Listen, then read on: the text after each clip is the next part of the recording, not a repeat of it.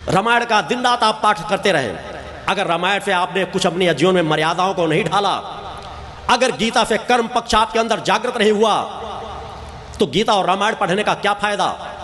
एक से एक गीता मनीषी पढ़े होंगे, गीता पर सालों सालों प्रवचन देते चले जाएंगे, मगर चेतना से शून्य है। इतना रट करके, इतना रटू तोता बन करके भी अगर उन्होंने कृष्ण के दर्शन भी नहीं प्राप्त किए, तो फिर गीता पढ़ने का क्या लाभ।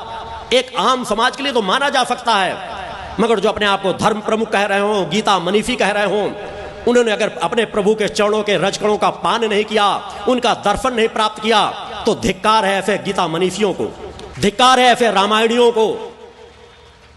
और यह आपके सामने बैठा हुआ आपका गुरु चुनौती देता है कि अगर विज्ञान में परीक्षण करने की क्षमता हो तो मेरे सत्य, मेरे कहे हुए शब्दों का परीक्षण करें। मैं विज्ञान को चुनौती देता हूं खुला कि मैंने अपनी प्रकट सत्ता के दर्शन प्राप्त किए हैं, मैं अपनी प्रकट सत्ता के जब जहां चाहता हूं दर्शन प्राप्त कर सकता हूं, वार्तालाप कर सकता हूं, उनके चरणों का मैंने इन्हीं हाथों से स्पर्श किया है। बोलो गुरुदेव भगवान की जय। मेरा पूर्व जीवन क्या है, यह मैंने बतलाया है कि मैं सच्चिदानंद का स्वरूप हूं, अवतार हूं इस रूप में, जो शक्ति पुत्र के रूप में समाज के बीच कार्य कर रहा हूं।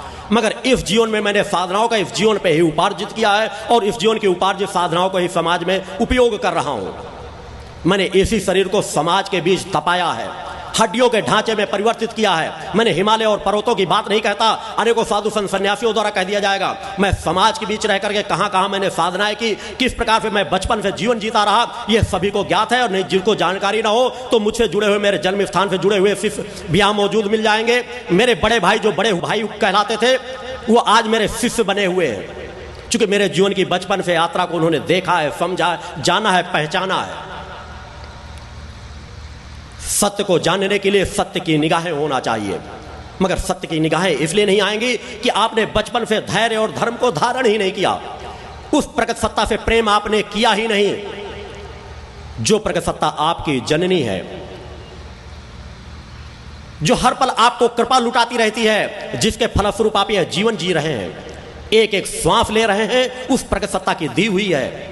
आत्मा अजर अमर अविनाशी है, तो इस अजर अमर अविनाशी आत्मा की जननी कौन है, वह पूर्ण शक्ति कौन है, इसको जब तक समाज जानने के लिए लालायित नहीं होगा, उसके अंदर तड़प नहीं पैदा होगी, तब तक वो सतमार्ग में चल नहीं सकेगा।